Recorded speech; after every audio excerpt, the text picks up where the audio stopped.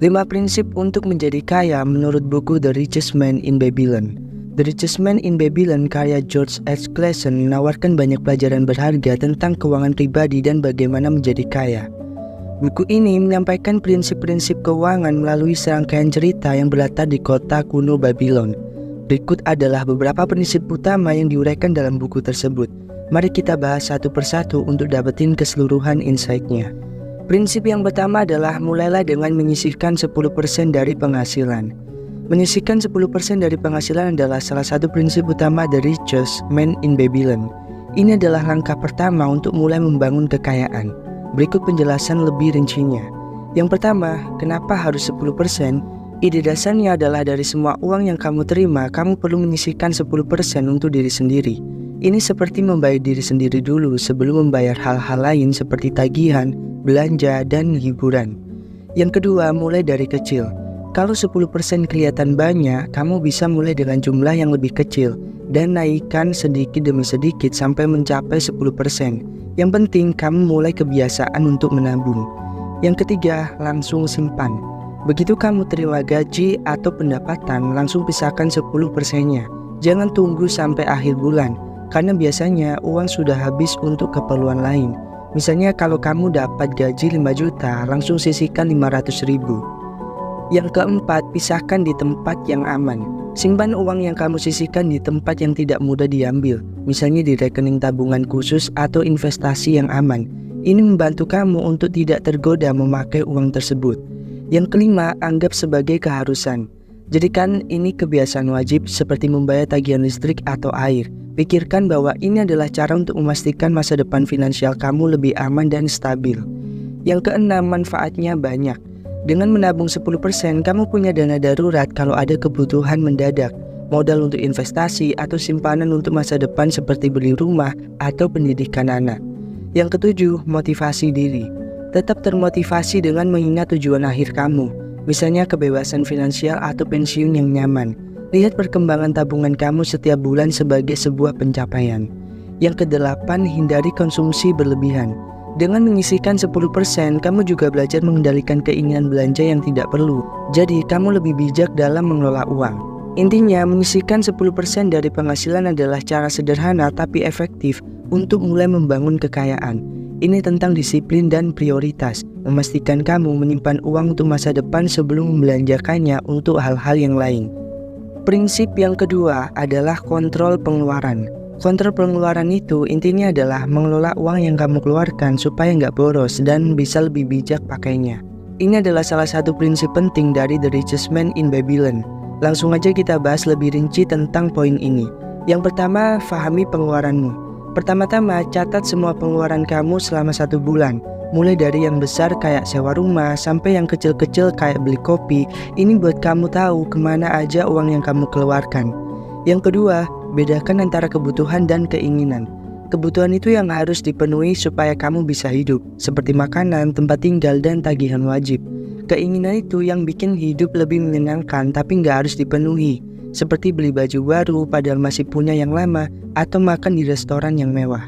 Yang ketiga, buat anggaran. Setelah tahu pengeluaranmu, buat anggaran bulanan. Tentukan berapa yang bisa kamu pakai untuk tiap kategori pengeluaran, kayak makan, transportasi, hiburan, dan lain-lain. Pastikan jumlahnya nggak lebih dari pendapatanmu. Yang keempat, potong pengeluaran yang nggak perlu. Cari tahu pengeluaran mana yang bisa dikurangi atau dihilangkan. Misalnya kalau kamu sering makan di luar, coba kurangi dan lebih sering masak di rumah. Kalau sering beli kopi di kafe, bisa coba bikin kopi sendiri. Yang kelima, cari alternatif yang lebih murah.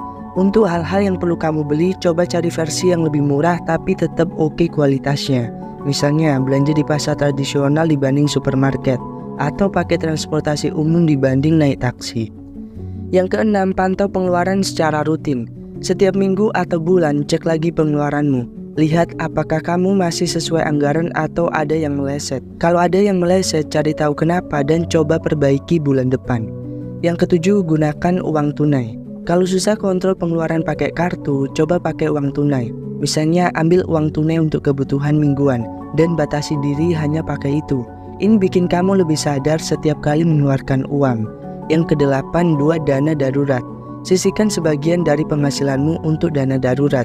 Ini penting biar kalau ada keperluan mendadak kamu nggak perlu hutang atau ganggu tabungan yang lain. Yang kesembilan, jangan mudah tergoda diskon. Diskon bisa bikin kamu boros kalau beli barang yang sebenarnya nggak butuh. Jadi selalu tanya diri sendiri, aku beneran butuh ini atau cuma tergoda harganya yang murah aja ya? Yang ke-10, evaluasi dan adjust. Rutin evaluasi anggaran dan pengeluaranmu. Kalau ada perubahan pendapatan atau kebutuhan, sesuaikan anggaranmu. Yang penting tetap disiplin dan konsisten. Kontrol pengeluaran itu kuncinya adalah kesadaran dan disiplin. Dengan mengelola pengeluaran dengan baik, kamu bisa memastikan uangmu cukup untuk kebutuhan penting dan bisa menabung lebih banyak uang untuk masa depan. Prinsip yang ketiga adalah buatlah uang bekerja untukmu. Buatlah uang bekerja untuk kamu adalah prinsip penting dari The Richest Man in Babylon, yang berarti kamu harus membuat uang yang kamu miliki menghasilkan lebih banyak uang. Ini bisa dilakukan dengan cara berinvestasi dan mengelola uangmu dengan bijak. Mari kita bahas lebih rinci lagi tentang poin ini. Yang pertama, pahami konsep investasi. Investasi adalah cara kamu menaruh uangmu ke dalam sesuatu yang bisa menghasilkan keuntungan di masa depan. Misalnya bisa berupa saham, properti, atau bisnis. Yang kedua, mulai dari yang sederhana. Kalau kamu belum pernah investasi, mulailah dari yang sederhana dan mudah dimengerti. Misalnya reksadana atau tabungan berjangka. Ini bisa jadi langkah awal untuk belajar tanpa resiko yang besar. Yang ketiga, diversifikasi. Jangan taruh semua uangmu di satu tempat. Diversifikasi atau sebar investasi di berbagai tempat untuk mengurangi resiko. Misalnya sebagian di saham, sebagian di properti, dan sebagian lagi di reksadana. Yang keempat, pilih investasi yang sesuai dengan profil resiko. Kenali seberapa besar kamu bisa menerima resiko. Kalau kamu nggak suka resiko tinggi, pilih investasi yang lebih aman seperti obligasi atau deposito. Kalau kamu bisa terima resiko, bisa coba saham atau properti. Yang kelima, pelajari investasi yang kamu pilih. Jangan asal ikut-ikutan, pelajari dulu investasi yang mau kamu pilih. Baca buku, ikuti seminar, atau cari info dari sumber yang terpercaya. Semakin kamu paham, semakin kecil resiko untuk rugi. Yang keenam, konsisten dan sadar. Investasi butuh waktu untuk berkembang. Jangan cepat-cepat jual hanya karena harganya turun. Sabar dan konsisten adalah kunci. Tetap pantau perkembangan tapi jangan terburu-buru ambil keputusan. Yang ketujuh, reinvestasikan keuntungan. Kalau investasi kamu menghasilkan keuntungan, jangan langsung habiskan. Reinvestasikan keuntungan tersebut agar bisa tumbuh lebih besar. Misalnya kalau saham kamu naik dan dapat dividen, beli lagi saham tersebut atau saham yang lain. Yang kedelapan, manfaatkan bunga majemuk. Bunga majemuk adalah bunga yang diperoleh dari bunga sebelumnya. Misalnya kamu dapat bunga dari tabungan, lalu bunga itu ditambahkan ke tabungan pokok, sehingga bunga berikutnya lebih besar. Ini bikin uang kamu tumbuh lebih cepat. Yang kesembilan, cari nasihat dari ahli. Kalau merasa bingung, gak ada salahnya minta nasihat dari ahli keuangan. Mereka bisa bantu kamu merencanakan investasi yang sesuai dengan tujuan dan profil risiko kamu. Yang ke-10, jangan takut ambil langkah. Banyak orang ragu mulai investasi karena takut rugi. Tapi kalau nggak mulai, uang kamu nggak akan berkembang. Mulai dari kecil dan tambah investasi seiring waktu. Intinya, buatlah uang bekerja untuk kamu dengan cara investasi yang bijak dan terencana. Jangan hanya simpan uang di tabungan karena nilainya bisa tergerus inflasi. Dengan investasi, uangmu bisa bertambah dan kamu bisa mencapai tujuan keuanganmu lebih cepat. Prinsip yang keempat adalah lindungi kekayaan dari kerugian. Lindungi kekayaan dari kerugian itu intinya adalah menjaga agar uang yang sudah kamu kumpulkan gak hilang atau berkurang nilainya karena keputusan yang salah atau resiko yang gak terduga. Mari kita bahas poin-poinnya. Yang pertama, hindari investasi yang gak jelas. Kalau ada tawaran investasi yang terlalu bagus untuk jadi kenyataan, biasanya memang begitu. Hati-hati sama investasi bodong atau skema cepat kaya. Selalu cek legalitas dan track recordnya. Yang kedua, pelajari sebelum investasi. Jangan buru-buru naruh uang di tempat yang kamu gak ngerti. Pelajari dulu tentang investasi tersebut. Baca, ikut seminar, atau tanya orang yang sudah berpengalaman. Semakin kamu paham, semakin kecil kemungkinan kamu rugi. Yang ketiga, diversifikasi investasi. Jangan taruh semua uang di satu tempat. Sebar investasi kamu ke beberapa jenis, seperti saham, obligasi, properti, dan lain-lain. Kalau salah satu investasi merugi, yang lain bisa menutupi. Yang keempat, gunakan asuransi. Asuransi adalah cara untuk melindungi diri dari kerugian besar. Misalnya asuransi kesehatan untuk biaya rumah sakit, asuransi jiwa untuk perlindungan keluarga, atau asuransi properti untuk rumahmu. Yang kelima, miliki dana darurat. Simpan sebagian uang untuk dana darurat. Ini berguna untuk menghadapi situasi tak terduga seperti kehilangan pekerjaan atau kebutuhan medis mendesak. Idealnya punya dana darurat yang cukup untuk 3-6 bulan biaya hidup. Yang keenam, buat perencanaan keuangan. Buat rencana keuangan jangka panjang. Tentukan tujuan-tujuan keuanganmu seperti beli rumah, pendidikan anak, atau pensiun. Dengan perencanaan yang baik, kamu bisa lebih fokus dan mengurangi risiko. Yang ketujuh, pantau investasi secara berkala. Selalu cek perkembangan investasimu secara berkala. Kalau ada yang performanya buruk, evaluasi apakah perlu dipertahankan atau dijual. Jangan biarkan investasi merugi terlalu lama. Yang kedelapan, hindari hutang konsumtif. Jangan berhutang untuk hal-hal yang tidak produktif seperti belanja barang mewah atau liburan. Hutang sebaliknya digunakan untuk investasi yang bisa menghasilkan lebih banyak uang di masa depan. Yang kesembilan, cari nasihat dari ahli. Kalau merasa bingung atau ragu, jangan segan untuk meminta nasihat dari ahli keuangan. Mereka bisa membantu kamu membuat keputusan yang lebih bijak dan sesuai dengan profil risiko kamu. Yang ke-10, tetap tenang dan jangan panik. Ketika pasar investasi turun, jangan panik dan buru-buru jual semuanya. Evaluasi dulu situasinya, kadang pasar memang berfluktuasi dan akan kembali naik. Ambil keputusan dengan tenang dan bijak. Intinya, melindungi kekayaan dari kerugian adalah tentang membuat keputusan yang bijak dan berhati-hati. Jangan mudah tergoda oleh tawaran menggiurkan tanpa dasar yang jelas, dan selalu siap dengan rencana cadangan untuk menghadapi resiko yang ada. Prinsip yang terakhir adalah memiliki rumah sendiri. Memiliki rumah sendiri adalah salah satu prinsip dari The Richest Man in Babylon yang bisa membantu meningkatkan stabilitas finansial dan mengurangi pengeluaran jangka panjang. Berikut penjelasan lebih rinci tentang poin ini.